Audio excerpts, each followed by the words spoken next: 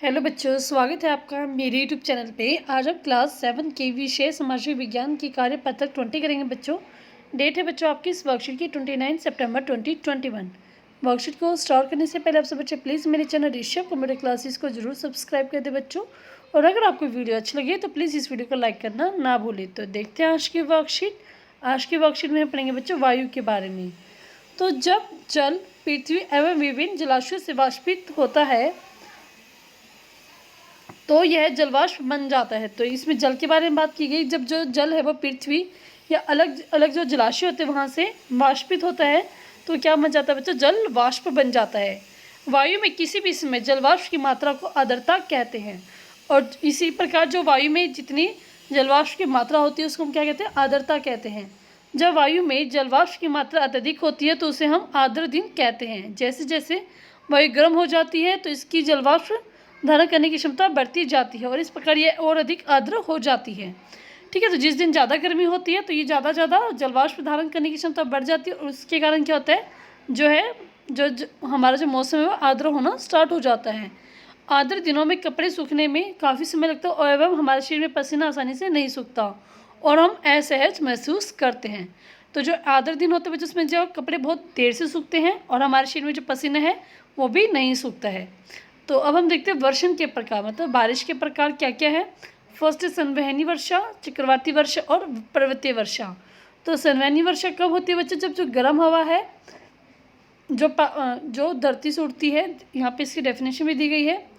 तो जब जलवाष्प ऊपर उठता है तो ये ठंडा होना शुरू हो जाता है। तो ठीक है, जो जलवाष्प बनते हैं तो यह ऊपर उठते हैं। ऊपर उठने से क्या करते हैं? तो जलवाष्प संघनित होकर ठंडा होकर जल की बूंद बनाते हैं। तो ये जो जलवाष्प पे इकट्ठे हो जाते हैं तो क्या बन जाते हैं? जल की बूंदें बना देते हैं। बादल इन्हीं जल बूंदों का ही एक समूह होता है। ठीक है, जो बादल जो बन गया ये क्या है? जल बूंदों का ही एक समूह हो जाता है।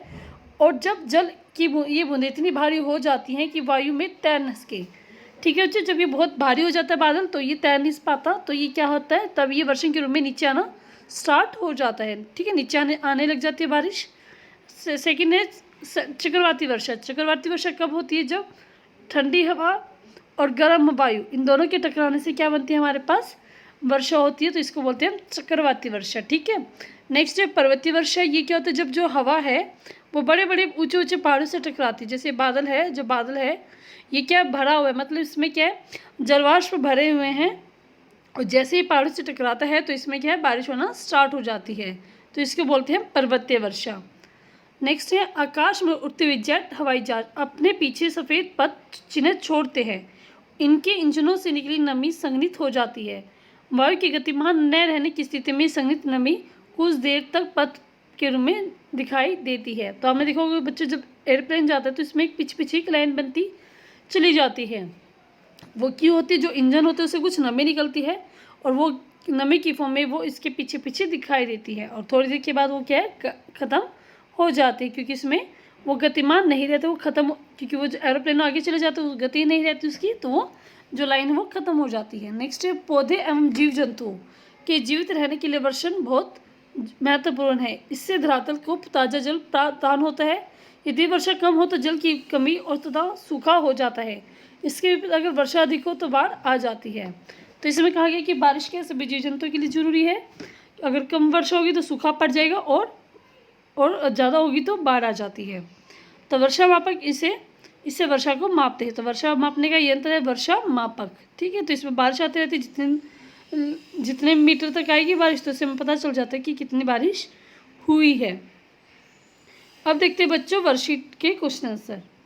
तो क्या आप जानते हैं कि वर्षा के दूसरे रूप हिम, सहिम, वृष्टि तथा ओला है? तो वर्षा के ये और रूप है बच्चों, हिम, सहिम, वृष्टि और ओला है। क्वेश्चन फर्स्ट है वर्षा के प्रकारों का वर्णन कीजिए। तो वर्षा के कौन कौन से प्रकार थे बच्चों? तो इसमें आप इनके नाम लिखेंगे और इसके ये फ़ोटो, तीनों की फ़ोटो बना देंगे। ठीक है, तो यही इसके और ठीक है, तो तीनों आप इसकी फ़ोटो बनाएंगे और साथ के साथ इनकी ये नाम भी लिखेंगे। तो आपका क्वेश्चन नंबर 1 का आंसर हो जाएगा। सेकेंड क्वेश्चन है बच्चों इस वर्कशीट का, वर्षा के दिनों में गीले कपड़े को सूखने में अधिक समय क्यों लगता है? तो देखते हैं इसका आंसर हम। तो आंसर लिखेंगे आप इसमें, वर्षा के दिनों में हवा जलवाष्प से भरी होती है, इसलिए वाष्पीकरण बहुत धीमा होता है। यही कारण कि आर्द्र दिनों में गीले कपड़े सूखने में अधिक समय लेते हैं। ठीक है बच्चों, क्योंकि जो है जलवाष्प ज़्यादा होते हैं तो वाष्पीकरण नहीं हो पाता, और वाष्पीकरण नहीं हो पाता तो इसलिए क्या है, गीले कपड़े सूखने में अधिक समय लगता है। क्वेश्चन नंबर 2 का आंसर। थर्ड क्वेश्चन है बच्चों इसका। तो नेक्स्ट, आपके अनुसार दिल्ली में किस माह में वर्षा सबसे अधिक होती है? तो अभी आपने देखा होगा बच्चों, अगस्त महीने में कितनी ज़्यादा बारिश हुई थी। ऐसे तो अगस्त सितंबर दोनों में होती है, तो आप इसमें सिर्फ अगस्त लिख देंगे। अगस्त महीने में सबसे ज़्यादा बारिश होती है, तो आप लिखेंगे अगस्त। ठीक है। नेक्स्ट है फोर्थ क्वेश्चन, वर्षा के दिनों में आपके द्वारा अनुभव की गई एक महत्वपूर्ण घटना का वर्णन कीजिए। तो आपको वर्णन करना है कि आपने कोई आपके साथ वर्षा के दिनों में कोई घटना घटी है, तो आपको वर्णन करना है। तो इसमें आप लिख सकते हैं क्वेश्चन नंबर 4 में, बरसात के दिनों में मेरे लिए एक यादगार घटना पानी में ना बनाना है। कि मैंने जब बारिश हुई थी तो मैंने पानी में ना बनाई थी, यही क्या है मेरे लिए एक यादगार घटना। ये आपका क्वेश्चन नंबर 4 का आंसर है।